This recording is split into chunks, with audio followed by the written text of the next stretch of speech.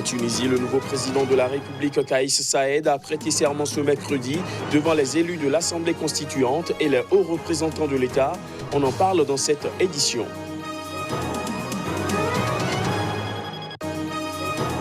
En Guinée, des centaines de femmes opposées à un troisième mandat du président guinéen Alpha Condé ont défilé à Conakry. C'était au lendemain de la condamnation des principaux initiateurs des contestations.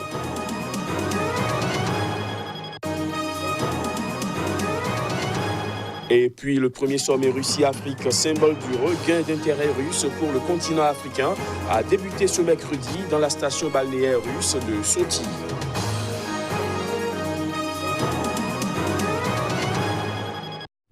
Voilà pour les titres. Bonsoir à tous. En Tunisie, le nouveau président de la République, Kaïs Saïed, a prêté serment ce mercredi devant les élus de l'Assemblée constituante et les hauts représentants de l'État. Le nouveau chef de l'État s'est ensuite rendu au palais présidentiel de Carthage pour prendre ses fonctions. Il succède ainsi au président par intérim Mohamed Ennaceur, nommé pour 90 jours après le décès en juillet du président Bédi Caïd Essebsi. Voici les images. Lors de sa prestation de serment devant le Parlement, Kaïs Saïed a remercié tous les Tunisiens aux quatre coins du monde qui ont voté pour lui et ceux qui ont aussi voté librement pour son adversaire, l'homme d'affaires controversé Nabil Karoui. Le nouveau président de la Tunisie a annoncé à cette occasion ses priorités, notamment le respect de la loi, l'égalité entre tous les Tunisiens et le renforcement des droits des femmes. Selon le nouveau président, les Tunisiens ont besoin d'un nouveau rapport de confiance avec les politiciens et ceux qui gouvernent. Que tout le monde soit en sécurité, il n'y a pas de place pour n'importe quelle activité en dehors du cadre de la loi.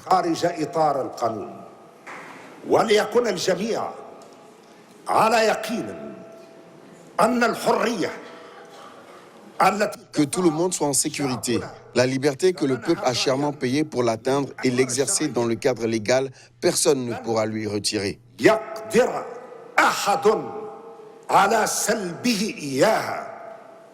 Au niveau international, Kaïs Saïed a notamment insisté sur le soutien de la Tunisie à la cause palestinienne.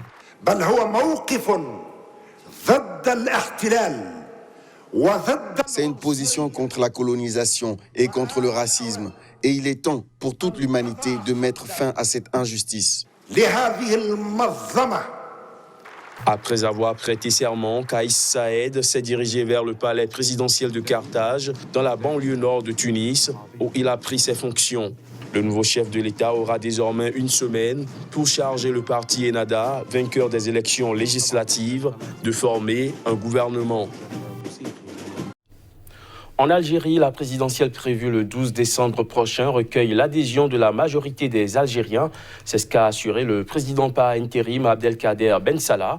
Des propos qui interviennent malgré la poursuite des manifestations massives contre ce scrutin.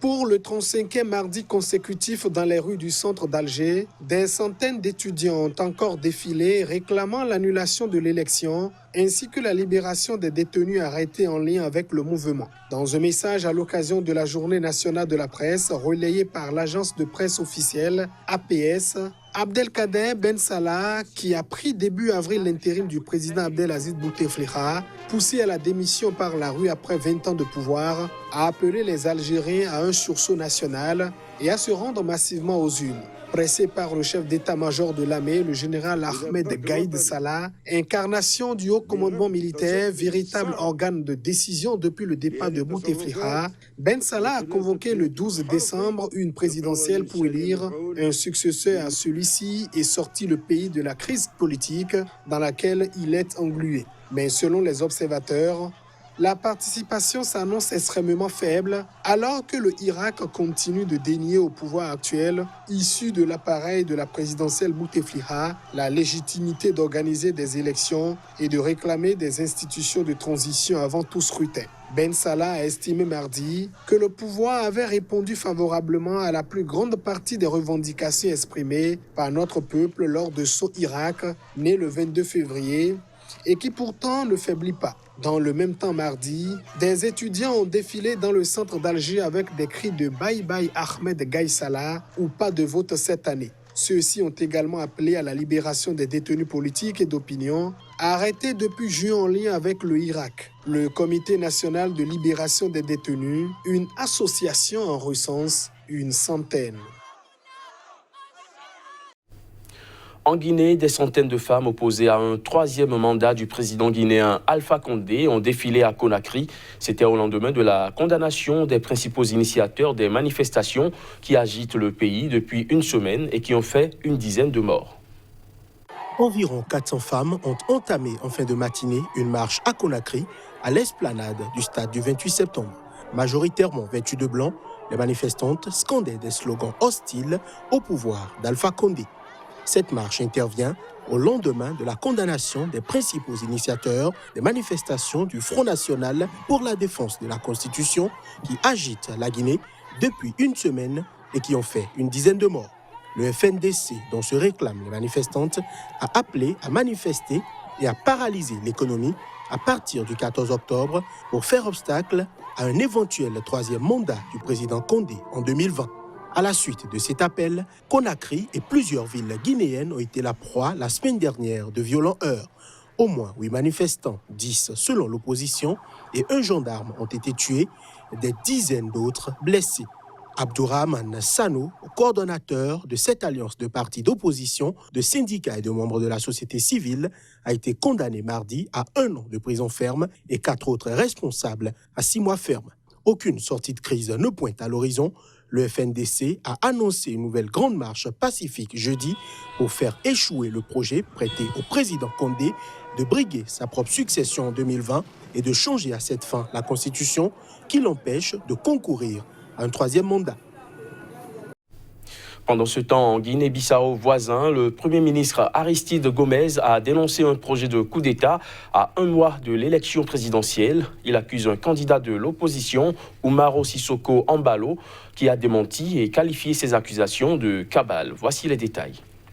Un coup d'État est en préparation pour arrêter le processus de préparation de l'élection présidentielle du 24 novembre, a déclaré sur sa page Facebook Aristide Gomez, membre de la première formation parlementaire, le Parti africain pour l'indépendance de la Guinée et du Cap-Vert, PAIGC. Selon Gomez, les instigateurs du projet prévoyaient de le mettre en prison ainsi que plusieurs de ses ministres à la suite d'actions de vandalisme en préparation pour les prochaines heures. Le chef du gouvernement de ce pays pauvre et chroniquement instable d'Afrique de l'Ouest a affirmé que l'auteur de cet acte est identifié clairement et de manière univoque. Il s'agit de l'ex-premier ministre Umaro Sissoko Embalo, candidat à la présidentielle du mouvement pour l'alternance démocratique MODEM, formé par les fondateurs du PAIGC, a-t-il dit. Affirmant détenir des preuves matérielles qui seront dévoilées au moment opportun, le Premier ministre s'est dit déterminé à poursuivre la préparation du scrutin du 24 novembre pour lequel 12 candidats sont en lice, dont le président sortant José Mario Vaz. La communauté internationale insiste sur le respect de cette date, malgré les réticences de l'opposition qui juge ce calendrier difficilement tenable. Je ne suis pas un bandit et je n'entre jamais dans des actions subversives. Ceux qui me connaissent savent que je ne suis pas violent. Cela fait 1 mois que je ne suis pas à Bissau. Ce sont des cabales montées contre ma personne par des gens qui ont peur de moi, a déclaré Umaro Sissoko Embalo, joint par téléphone. Au Mali, le maire de Bamako a été écroué dans une affaire de malversation présumée à l'occasion de la passation de marchés publics. L'annonce a été faite par son avocate, maître Nadia Myriam Biouel. Adama Sangaré, le maire de Bamako, la capitale malienne, a été écroué dans le cadre d'investigations sur l'attribution du marché de l'éclairage de la capitale pendant les festivités du cinquantenaire de l'indépendance du Mali en 2010. Au moins 2 autres intervenants dans cette transaction ont été interpellés selon maître Nadia Myriam Bioulé, l'avocate du maire. Maire du district de Bamako, c'est-à-dire du Grand Bamako, qui regroupe plusieurs communes depuis 2007, Adama Sangaré est aussi une figure importante de l'Alliance pour la démocratie au Mali Adema, parti de la mouvance présidentielle. Il est la dernière en date d'une série de personnalités mises en cause récemment dans des affaires de corruption présumées.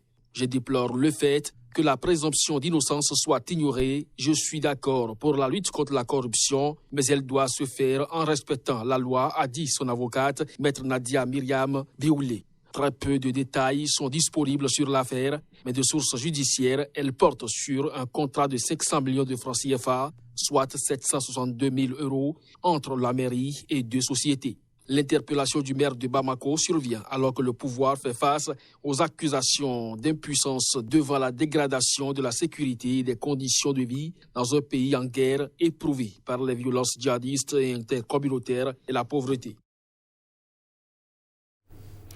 Le premier sommet Russie-Afrique, symbole du regain d'intérêt russe pour le continent africain, a débuté ce mercredi dans la station balnéaire russe de Sochi.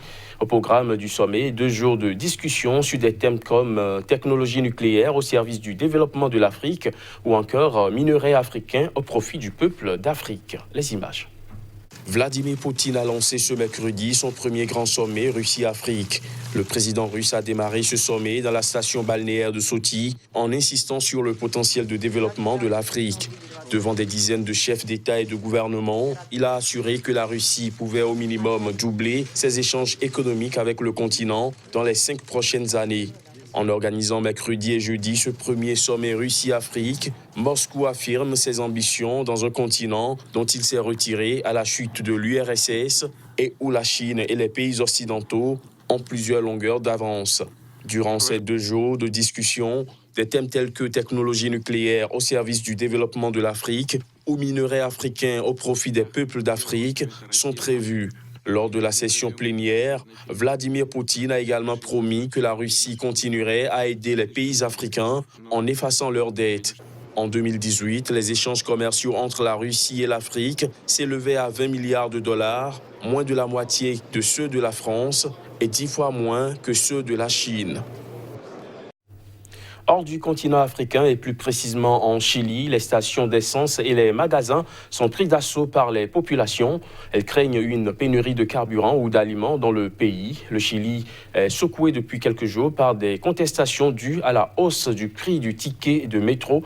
On dénombre déjà au moins 15 morts. Reportage. Face à la grave crise qui secoue le Chili, les habitants font le plein de provisions. De longues files d'attente s'observaient dans les villes devant les stations d'essence et les magasins. C'est très compliqué. Il n'y a pas de l'essence 95 et 93, on a seulement de la 97. Alors, la situation est complexe. J'espère que ça s'arrangera dans les jours à venir. Mardi, le président chilien tentait d'éteindre une contestation sociale toujours vive au pays où elle a déjà fait 15 morts. Sébastien Piñera cherche à réunir toutes les forces politiques pour sauver un accord de sortie de crise, mais le principal parti de l'opposition lui a refusé son soutien. Lundi soir, dans un message à la nation, le chef de l'État avait souhaité rencontrer l'ensemble des formations politiques. Toutefois, avant même le début de la réunion, le Parti socialiste, parti d'opposition le plus important, au pouvoir à 3 reprises depuis la fin de la dictature en 1990, a annoncé qu'il ne participerait pas aux discussions organisées au palais présidentiel. Alors que les manifestations se poursuivaient avec des milliers de contestataires rassemblés dans plusieurs endroits de la capitale, les quelques 7,5 millions d'habitants de Santiago vont passer une 4e nuit sous couvre-feu. On fait des réserves parce qu'on ne sait pas ce qu'il va se passer. Chaque jour, au lieu de s'arranger, le système s'aggrave. On doit faire des réserves parce que peut-être que les choses reviendront à la normale, mais on ne le sait pas parce qu'on n'a pas de réponse de la part du gouvernement. Le président parle tous les jours, mais il ne dit rien. Les manifestations ont débuté vendredi pour dénoncer une hausse du prix de tickets de métro. La mesure a ensuite été suspendue par le chef de l'État, mais les émeutes se sont poursuivies, nourries par la colère face à la situation socio-économique et aux inégalités. Fin de ce JT, merci de l'avoir suivi.